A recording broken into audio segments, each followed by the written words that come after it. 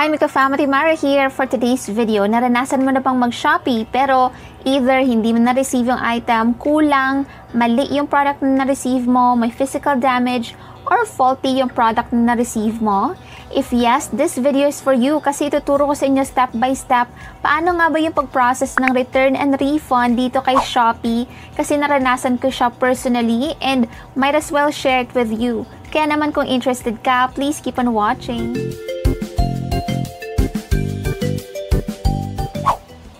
Guys, step number 1, contact natin si seller and inform natin siya sa issue. Mag-provide din tayo ng photos and videos.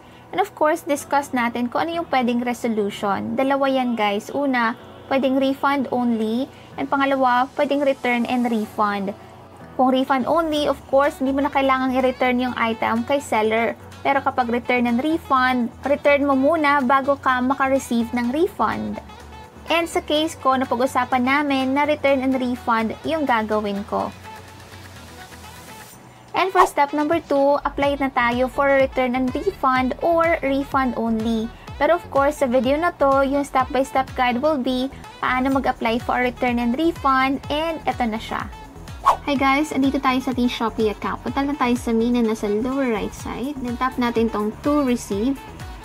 Ito nga pala yung item guys na medyo mali yung pagkatahi na parang mali talaga.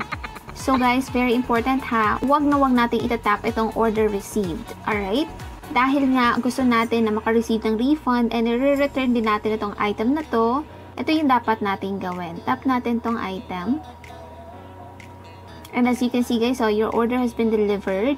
Pero punta tayo sa baba, piliin natin itong return or refund. So ito yung item, tapos piliin na natin dito yung reason. Kapag hindi mo na-receive yung order or missing yung quantity or accessories, or kapag ka naka-receive ka ng maling item, let's say wrong size, wrong color, different product, or kapag ka naka-receive ka ng product na may physical damage, and kapag ka naka-receive ka ng faulty product, let's say malfunction siya, does not work as intended, piliin lang natin yung pinaka-swak dun sa issue natin. And mag-upload tayo ng photo dito guys para ebidensya natin na mali talaga yung product na na-receive natin or faulty siya.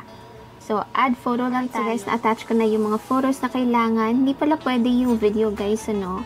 Sa description naman, pwede mong i-describe yung problem or issue mo dun sa item. And then for the solution, pwede kang pumili whether return and refund or refund only. Kanina napag-usapan natin yung kaibahan nila. Piliin natin itong return and refund. And they will refund 391. So kung sure ka na sa info na nilagay mo, tap natin tong submit. And ayan guys, you have successfully applied for return or refund. Kailangan si seller po ay mag-respond by October 25, 2021. So, it's already October 23 guys. Meron lamang siyang 2 days para makapag-respond. Otherwise, yung proposal natin will automatically be accepted the next day. Tap natin tong discuss. So, ayun yung ating message guys. Please accept my proposal. Thank you. I'm not so sure ha kung ito yung dapat na message. So guys, dito sa refund to credit or debit card yung nalagay natin. I thought pwede ka pang makapag-change into Shopee Pay. Mas gusto ko sana yun, pero okay na rin itong credit or debit card. Sa case ko, hindi nag-respond si seller kaya auto-approve siya noong October 26. After yan, step 3, kailangan na nating mag-select ng shipping option and may tatlo yan. Una, pick up by GoGo Express. This is free of charge guys. Pangalawa, drop off at any J&T Express. Free lang din ito and ito yung gagawin natin. And pangatlo, self-arrange. Ito, ikaw mismo yung magbabayad ng shipping, pabalik kay seller. Pero you don't have to worry kasi i-reimburse naman sa inyo yung shipping fee. But guys, hindi ko na-explain kung paano gagawin yung pick up by GoGo Express and self-arrange. Meron namang guide yan sa mismong Shopee app, tong drop off at any J&T Express. Kung paano yan, eto, panoorin nyo. Punta tayo sa ating Shopee app and then punta tayo sa main na nasa lower right side. And punta tayo either to receive or return or refund. And then piliin natin return refund details. Kailangan nating pumili ng preferred courier natin guys and ibalik yung products kay seller by October 31, 2021. And take note guys ha, today is October 26, so meron lamang tayong 5 days para ma-return yung item kay seller.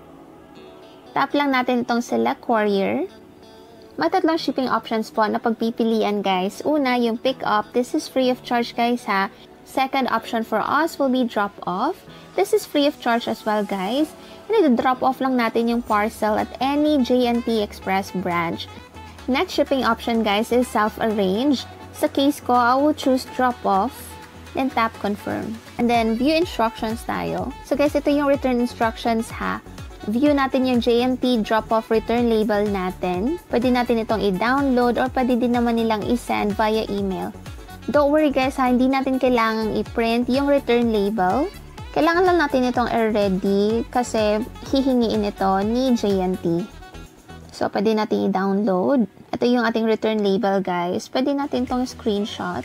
Or pwede din naman email me. Kung hindi pala lahat ng J&T Express branch ay tumatanggap ng Shopee returns.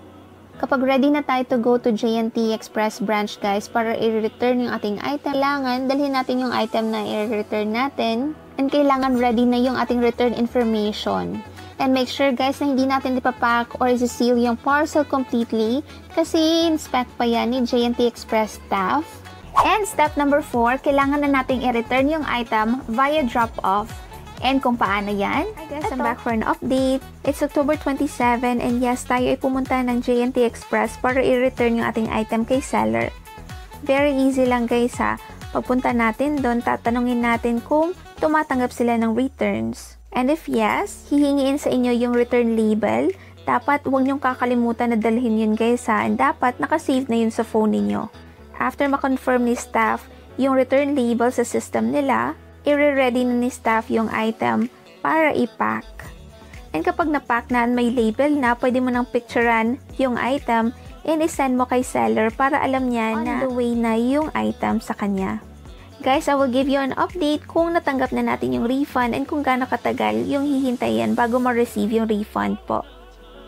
Step number 5, since na-drop off na natin yung item dun sa J&T Express, inform na natin sa seller and mag-send din tayo ng proof.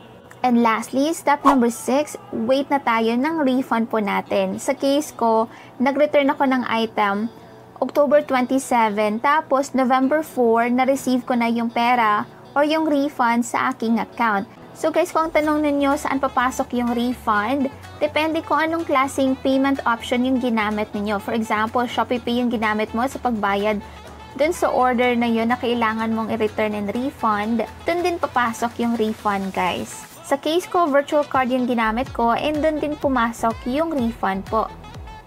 And there you have it, Micafam, step-by-step guide kung paano yung pag-process ng return and refund dito sa Shopee. Sana nakatulong itong video sa inyo. If you have any questions, feel free to comment down below. Thank you so much for watching. See you next time. Bye for now. Stay safe.